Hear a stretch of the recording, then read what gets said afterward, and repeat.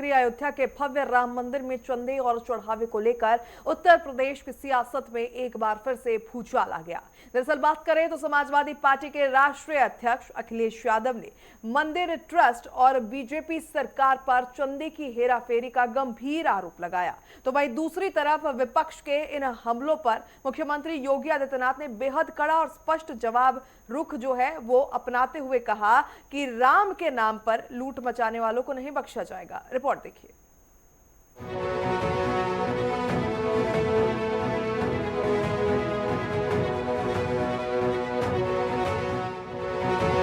अयोध्या का राम मंदिर एक बार फिर राजनीतिक जंग का मैदान बन गया है। सपा प्रमुख अखिलेश यादव ने चंदे और चढ़ावे में अनियमितताओं का आरोप लगाते हुए सरकार को जमकर घेरा। अखिलेश यादव का दावा है कि श्रद्धालुओं की आस्था के प्रतीक राम मंदिर के चढ़ावे से करोड़ों रुपए लापता है। सिर्फ यही नहीं बल्कि अखिलेश ने जांच के लिए बनी एसआईटी की निष्पक्षता पर भी सवाल उठाते हुए आरोप लगाया कि मामले से जुड़ी सीसीटीवी फुटेज तक गायब कर दी गई है। एसआईटी का मतलब क्या हुआ? शेयर इन थेफ्ट, ये महापाप हुआ है और आस्था से खिलवाड़ हुई है। पूरे प्रदेश और देश का जो चढ़ावा था, अंतर्राष्ट्रीय स्तर पे भी चढ़ावा था और हमारे सनातनी परंपराओं पे प्रश्न लगे। ये बहुत सेंसिटिव है, इशू बहुत सेंसिटिव है और इशू इसलिए सेंसिटिव है कि आस्था से जुड़ा हुआ है। विपक्ष के इन गंभीर आरोपों पर श्री राम जन्मभूमि तीर्थ क्षेत्र ट्रस्ट ने तुरंत सफाई दी है। ट्रस्ट के महासचिव चंपत राय ने सभी आरोपों को सिरे से खारिज करते हुए ये स्पष्ट किया कि बैंक और ट्रस्ट की टीमें नियमित इंटरवल ऑडिट करती है और अब तक कोई वित्तीय विसंगति सामने नहीं आई है। वहीं दूसरी ओर अगर बात करें तो मुख्यमंत्री योगी आदित्यनाथ ने इस पूरे विवाद पर बेहद सख्त रुख अख्तियार कर लिया है। मुख्यमंत्री ने साफ किया कि ये जांच किसी के दबाव में नहीं बल्कि खुद मंदिर ट्रस्ट के लिखित अनुरोध पर शुरू हुई है। उन्होंने विपक्ष को नसीहत दी कि अगर किसी के पास चोरी के पक्के सबूत है तो उसे मीडिया में चमकाने के बजाय सीधे एसआईटी को सौंपे। इसके साथ ही सीएम ने कहा कि राम के नाम पर लूट मचाने वालों को बख्शा नहीं जाएगा और महज 15 दिनों में दूध का दूध और पानी का पानी हो जाएगा। तो वहीं चढ़ावा चोरी मामले में पीएमओ ने भी संज्ञान ले लिया है।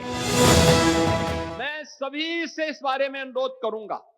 सभी पक्षों से कहूंगा कि कोई भी ऐसी अनर्गल टिप्पणी और बातें न हो जो राम भक्तों की भावनाओं को आहत करती हो, राम भक्तों की भावनाओं को आहत करती हो। अगर किसी के पास कोई डॉक्यूमेंट्री प्रूफ है, वे कृपया एसआईटी को उपलब्ध करवा दें।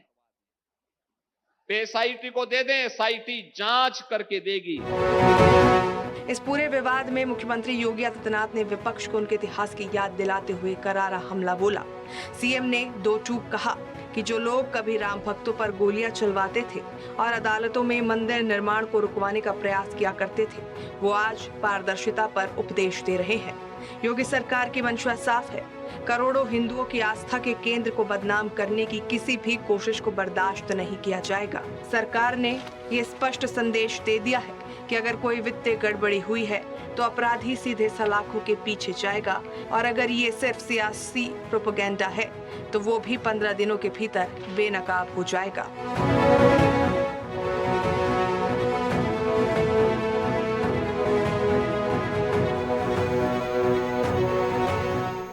चलो इस खबर पर ज्यादा जानकारी के लिए राजधानी लखनऊ से रुक करना चाहेंगे हमारे प्रमुख संवाददाता अनुप कुमार सिंह का। अनुप, अगर बात करें लगातार राम मंदिर में चढ़ावा विवाद जो है तूल पकड़ता नजर आ रहा है, समाजवादी पार्टी काफी हमलावर जो है नजर आ रही है, लेकिन मुख्यमंत्री ने भी पलटवार करते हुए कहा कि 15 दिन का समय दीजिए, दूध का दूध पानी का पानी होगा। वहीं अगर बात करें तो पीएमओ ने भी संज्ञान ले लिया है, दखल दे दिया है।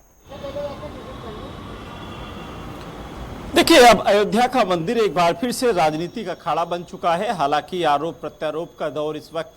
चल रहा है। लगातार जो विपक्ष है वो सरकार से लगा के जो मंदिर ट्रस्ट है उस पर लगातार हमलावर है और निश्चित रूप से आप समझिएगा भी, अगर किस तरीके से कोई अनियमितता पाई जाती है जहां करोड़ों लोगों का, राम भक्तों का आस्था का सवाल हो, जहां पर चंदा चोरी के सवाल उठ रहे हों, जहां पर कई संदिग्ध घेरे में लोग आ रहे हों, वहां पर ऐसे सवाल उठना लाजमी भी है। आप देखिए जो एसआईटी की जो रिपोर्ट पहली प्राथमिक तौर पर आई है वो हालांकि अभी गुप्त है, उसमें क्या कुछ है मुख्यमंत्री योगी आदित्यनाथ तक पहुंच चुकी है। प्रमुख सचिव गृह, अपर मुख्य सचिव गृह संजय प्रसाद को सौंपी गई थी, उसके बाद वो मुख्यमंत्री के पास पहुंची होगी, जिसमें सूत्रों के हवाले से जो जानकारी मिली थी, इसमें जो राम मंदिर ट्रस्ट तीर्थ है उसमें जितने भी लोग हैं सब पर सवालिया निशान खड़े होते हैं, क्योंकि जिस तरीके से वहां पर जो चंदा आता था उसकी गिनती होती, करीब 50 लोगों की संख्या बताई जा रही कि जो चंदा आता, चढ़ावा आता था, उसको गिनने के लिए, नोट की गड्डी बनाने के लिए, और फिर उसकी गिनती होती थी, फिर वो बैंक में चला जाता था। लेकिन उसके चढ़ावे के साथ साथ जो तमाम जो गुप्त दान होते थे, जो जेवरात होते, सोना चांदी, इस तरीके से जो तमाम जो राम भक्त होते वो उसमें करते थे, उसका किसी प्रकार का कोई ना तो रसीद है, ना ही कोई उसका कोई हिसाब किताब लिखा गया है। जानकारी ये भी मिली है तमाम जो ऐसी कीमती मूर्तियां थी भगवान राम की या फिर और भी मूर्तियां, उनको भी कहीं ना कहीं चढ़ावे के तौर पर यहाँ आई थी, लेकिन उनका भी हिसाब किताब नहीं है। सीसीटीवी गायब होना, ये सब तमाम संदिग्ध दायरे में पहुंचाता है। हालांकि एसआईटी इस मामले पर पूरी जांच करेगी, जांच करने के बाद पूरा सामने तथ्य आएंगे किस तरीके से किसकी क्या गलत भूमिका रही है, क्या अनियमितताएं थी उस राम मंदिर तीर्थ ट्रस्ट में, और कौन मुख्य रूप से दोषी है। ये फिलहाल अभी जांच का विषय है, जांच के बाद क्लियर हो पाएगा। उसी बीच में चूंकि ये जो पूरा मामला था वो सुप्रीम कोर्ट से था, केंद्र सरकार के बीच में था, कि सुप्रीम कोर्ट ने केंद्र सरकार को निर्देश दिया था जब राम मंदिर फैसले पर फैसला आया था, तो उस समय सुप्रीम कोर्ट ने केंद्र सरकार से कहा था कि एक उसका मंदिर का ट्रस्ट बनाया जाए ताकि मंदिर की जो संचालन हो सके,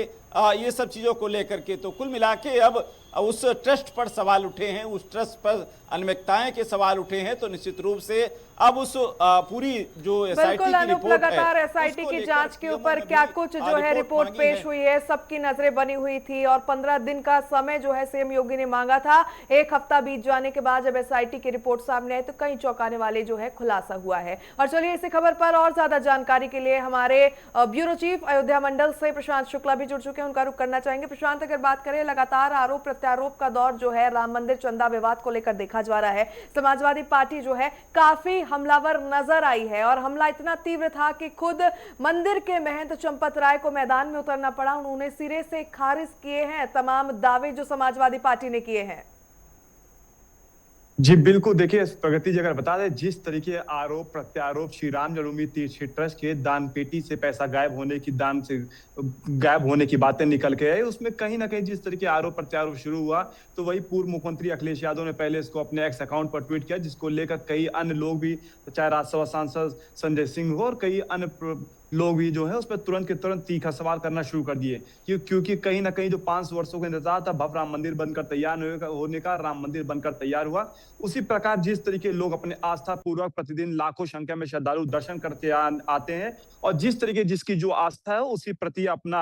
आदमी पैसा चढ़ाते हुए दिखाई देता है। जिस तरीके बात करें शायद दान पेटी के पैसा गायब होने से, और जब ये बातें निकल के आई तो श्री राम जन्मभूमि तीर्थ ट्रस्ट ने केंद्र सरकार से एसआईटी टीम का गठन करने की मांग किया, जिसको लेकर एसआईटी टीम का गठन भी कर दिया गया, और साफ तौर पर उनसे ये भी बोला गया 15 दिन के अंदर इनको प्रॉपर रिपोर्ट कलेक्ट करके देना है, जिसको लेकर जब श्री राम जन्मभूमि तीर्थ ट्रस्ट के अंदर पहले दिन प्रथम दिन पहुंचती है एसआईटी की टीम तो पूछताछ जांच शुरू कर देती है। जिस तरीके मुख्य नाम की अगर बात करें तो श्री राम जन्मभूमि तीर्थ ट्रस्ट के महासचिव चंपत राय, ट्रस्टी अनिल मिश्रा, गोपाल राव, लव कुश मिश्रा और टिन्नू यादव, इन सभी लोगों मुख्य रूप से नाम आ रहा था कि ये लोग शामिलता थी, क्योंकि कहीं ना कहीं जिस तरीके जो मुख्य रूप से जो मेन अधिकारी होता है, अगर कोई भी कार्य हो रहा हो उसको पता नहीं चला तो उसकी संलिप्तता मानी जाएगी, क्योंकि अगर अभी तक उसको पता थी तो क्यों नहीं बातें उनको निकलवा के लेके आया और क्यों नहीं उनके ऊपर एफआईआर दर्ज हुए, ऐसी कई बातें निकल के आई। तो जिस तरीके अखिलेश यादव ने अपने एक्स अकाउंट पर लिखा और बाद में बातें जब एसआईटी टीम द्वारा जांच करना शुरू किया गया, करीबन 100 से 150 से लोग ज्यादा पूछताछ करते हुए दिखाई दिया गया। उनको साफ तौर पर यह भी आश्वासन दिया गया, बोला गया